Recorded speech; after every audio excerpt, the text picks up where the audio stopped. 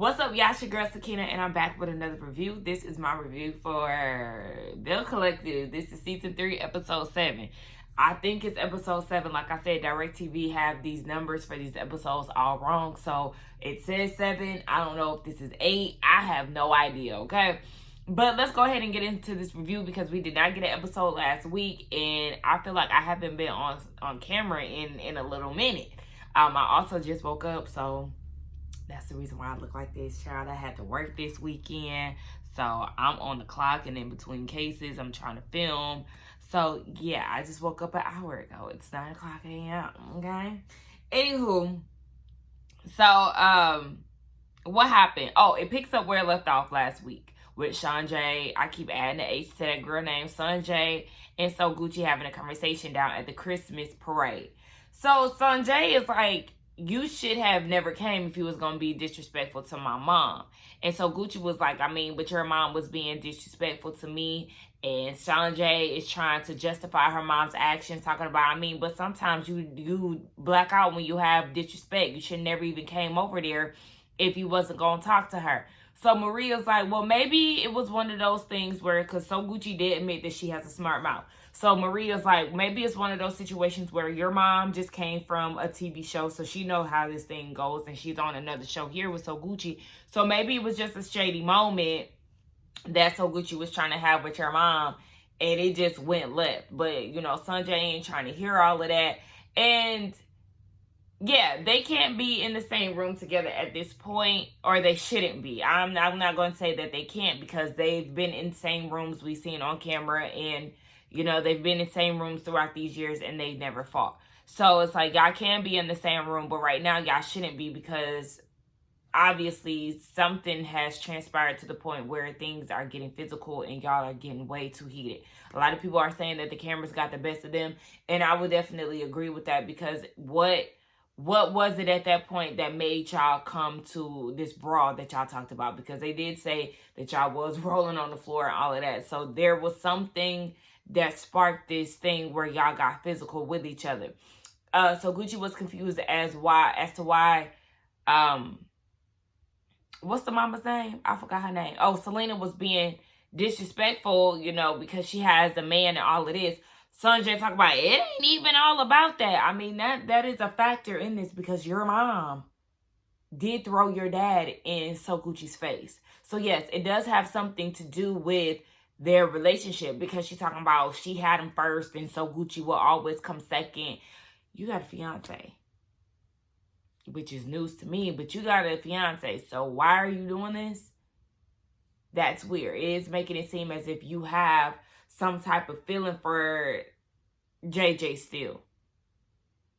Don't understand it. But whatever. At some point, they hope to get on better terms, but it doesn't look like Sanjay is interested in any type of reconciliation at this point. Her sister did have her baby. The baby is a few weeks old. So Gucci ain't seen the baby yet. Girl, you ain't gonna see the baby no time soon. I'm pretty sure of that. So Tambra is in the studio, and she's doing her, you know, radio closing out. And after she wraps up her show, she has a conversation with, what's his name? I think it's like Quasi. I think that's his name. Child, forgive me. I'm not sure. But the man that everybody is alleging might be her actual man instead of the man. So they're talking about moving forward with this podcast, building, growing, all that. She said that they actually grew together. They were on the show or on air at one point together. So they've been with each other every step of the way. And she said, you know, the mom was very supportive of her.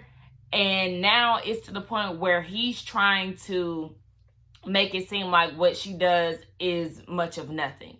All she does is sit down all day and give shout outs. I didn't even catch that he said she sits down all day and gives shout outs. Like, I didn't hear that little last part.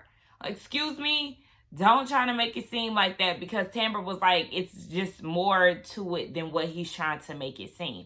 And I understand that a lot of people on the outside, they do see, you know, you do a certain task and feel like, oh, all you do is make YouTube videos all day. All you do is sit in front of the camera and speak your mind. But it's not always that easy. Once you get to this point and get in front of the camera, you'll see how much of a challenge that it can be. It may come off really easy at some points, but trust me, it's not when you're actually the one that's doing it, especially when you're doing it in the beginning. So I do think that it was very disrespectful for him to try to make it seem like her job is little compared to what he does or whatever. So she's side-eyeing him at this point, and yeah, she's like, yeah, I'm not mad that we haven't gotten married yet, because they're living together. You get to see different sides to people, and at this point she wants to see if this is something that she wants to do for herself. So that is the thing that I do like about Tambra. She does have a clear vision. She's driven. She lost me when she did move in with the mom, because that wasn't something that you wanted to do, but you bent for him, and look at where you are now. I mean, essentially it is something that is kind of beneficial for you, so you can see what it looks like living with him, and you got to see a different side. But that wasn't what you wanted to do ultimately, and you see that he's dragging his feet after he got you in the house. So Quasi K-Man, okay, is asking about her embryos, and she was like, I mean, we're one step closer, or we're getting closer, whatever the case, but no, she isn't going to donate, but she isn't ready to use her embryos yet. But the thing is, that's what confused me too, because it's like, girl, you just said you wasn't in no rush to get engaged, but you trying to act like you about to get pregnant. So please cut it out. Anyway, yeah, so she just doing her. She ain't worried about the mom right now. She focused on her career, and as you should, because he ain't focused on marrying you. My girl Marie Monroe is in therapy, y'all. She said it's time to put her first. So she goes to the therapy session, and she just gives her life story about, you know, how she came from a loving 2-parent household, but then things shifted once she learned that her mom had a weed addiction. That weed addiction led to it be laced with, you know, I think she said crack. I think that's what she said, child. Yeah, so it was laced, and that led to an even more severe addiction. So we pretty much already know that she did say that, you know, her dad raised her, which we know, but her dad couldn't teach her how to be a woman. You know, she would beg and plead her mom to not leave them, but, you know, she was an addict, so she chose drugs over her family.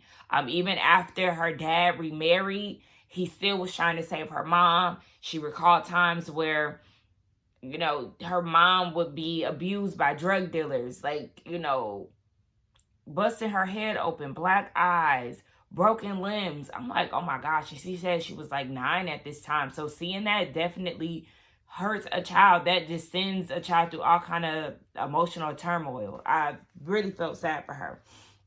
But she's recalling all these memories. And she said, I was going through so much at home. Then to go to school and the kids were bullying me. She said she wasn't taking it. Her dad was like, even if somebody approach you as if they're going to hurt you, you make sure that you hit them first. So, you know, she's just been on guard her whole life. She said that she, you know, we know she has lupus. She also values friendships. But at this point, you know, when you cross her, you lose her.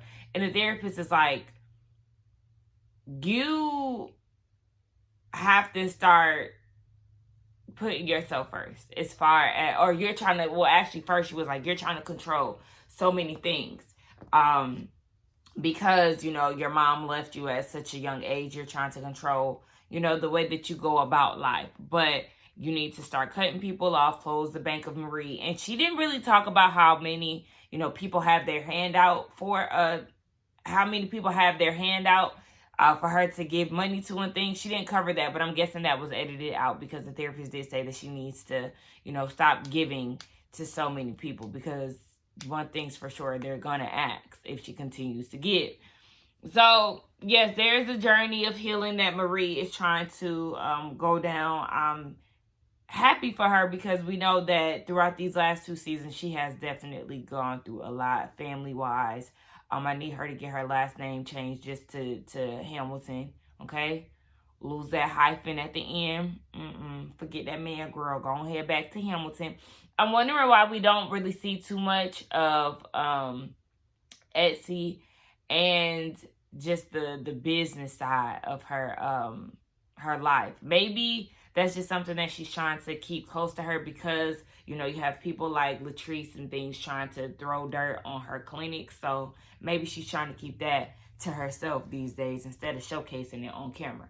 I don't know, but y'all know I like Marie and I want the best for Marie, and I want to see her do good things or better things in her personal life. Letitia and So Gucci, they meet up, and Tisha is bloated because she has PCOS. So she's trying to get some health tips from So Gucci because, you know, So Gucci, she works out, she eats well, she got the body to show for it, all of that. So Tisha said that she was diagnosed with PCOS, which is a hormone imbalance, years ago. She said that it's rare, but I don't know how rare it is because at this point I'm seeing a lot of Black women that are being diagnosed with it. So I don't know, but I've definitely been seeing that a lot on Instagram. So I'm not sure. But yeah, so she's trying to be on this health kick before she gets a tummy tuck. But she didn't even want to drink the green juice that So Gucci bought for her. And I was like, girl, you don't even want to do right. You asking for help and she trying to give you something that'll help you and you don't even want to drink it. So, I don't know. I understand that dieting is not easy for everybody. And I always say that because I live a different lifestyle from, you know, the typical norm, being vegan. And it does come with its challenges. So anybody who asks me about it, I always tell them it's not for everybody. It should be, but it's not, because it's a challenge and it's a totally different way of life than what we're used to with the standard American diet. So yeah, but girl, just go ahead and get your tummy tucked because I already know she ain't going to do right. No shade. And I ain't going to say that she's not capable of doing so because Tisha did, you know, lose some weight compared to where she was on season 1. But I don't think that she's going to follow the breakdown of what So Gucci did. So Gucci mapped everything out for her, meal-wise, snack-wise, and all of that. So I feel like she's going to take the easy way out. She didn't want to work out at So Gucci's event. She don't want to drink the green juice. Girl, go ahead and get that tummy tuck and be about your day. But I don't think that's going to solve your bloated problems. Because slimmer women get bloated too. But anyway, what was I finna say? Or maybe it will. I don't know. I just don't like the way tummy tucks look. It just looks like your skin is stretched out. So I don't know. Maybe it'll work for her. I'm not sure. Anyway, they then talk about how So Gucci had the altercation with Selena down at Latrice's event. So Gucci is still sticking to how she feels like Latrice set this up. Now, let me be clear and clarify this for y'all. I do not think that Latrice intentionally set that up at her event for them to fight. No, I do not think that. Why would she do something like that? I don't believe that. But what I do believe is she brought Selena around intentionally to piss off So Gucci because they're beefing. So Gucci and Latrice are beefing. She knows how she knows how So Gucci and Selena feel about each other. So I think that was intentional. But for them to fight at her event, no, why the hell was she playing that? That doesn't make any sense. So the thing is, though, So Gucci, I need you to stop. You're saying that you feel like Latrice is doing these things because she's going through things at home or whatever the case may be. But So Gucci, you're still not taking accountability for the things that you've done. You came in because she was like, at first I wasn't going to go to the event, but then I said that I wanted to be the bigger person, so you wanted to show up, but you showed up and was acting like an ass. You didn't even want to properly greet Latrice. So let's take Selena out of the equation. You acted as if you weren't there in support of Latrice, and this is her event. So if you wanted to support your fellow Belle, you failed at that. One, because you came in with a nasty attitude towards Latrice, and then you got into an altercation. So, yeah, you did not show up with your best foot forward, Miss Ma'am. And I'm going to need you to own that. That's what's really bugging me about you, Sophia Shante So Gucci. But anyway, let's go on to the next scene because I feel like we've been talking about this situation for like the past 2 episodes. Let's move on. Oh yeah, and then there's also going to be this peace treaty that Latrice sets up for the ladies to try to come together. Marie meets up with Akeisha at her house. Akeisha and Marie are forming this friendship. I really like Akeisha this season. I really, really do. Last season she was definitely doing way too much, coming in a little too hot, a little too heavy, but I'm enjoying seeing this. I don't want to say normal side of her because I don't know, but she seems just like a normal person, not really trying to put on this snooty patootie air that she had last year. But yeah, so they're growing a friendship, and they start talking about masturbation and all of that, child, because Willie is not in town. So then they start talking about what was going on with Marie. Marie said that, she got some information from one of her friends regarding what, I think her name was Taisha, said about Tambra being engaged last season. Remember, Damon was allegedly messing with another woman that is an event planner for a lot of the girls. And, he denied it. Tambra denied it, all of that. So, the lady was saying that Tambra was engaged to somebody else at the time. So, this friend of Marie's is saying that, yes, she knows the guy who was engaged to Tambra. And he reaches out to Marie and is sending pictures and, saying that they were engaged, but he declined being on Belle Collective because his line of business. Next thing you know, the show aired and she's on TV with Damon. She also cheated on this man with Damon. So, yeah, I guess he's upset. But I was with Akeisha like, why is he doing the most with this? Why is he meeting up with you in Tisha? Why is he sending you pictures? Why is all of this transpiring? I was just as confused as Akeisha, because at this point it's definitely showing that you're still hurt, rightfully so. But to be this messy and go and have lunch and send pictures and all of this, it's like, I don't know. But Akeisha is like, I never doubted Damon and Tambra's relationship, not once. But I guess she don't want to be friends with Akeisha. She talking shit about Akeisha. Meanwhile, she's still kikiing with Letitia, who is going to meet up with this man who has been, saying that she doesn't believe the relationship is real. Child, I don't know about the relationship being real. I'm not going to deny that because, he has history with her. So they did have a relationship. The parents and all of that. He remembers her grandma, all of that. Very familiar with her family. So I don't doubt their relationship.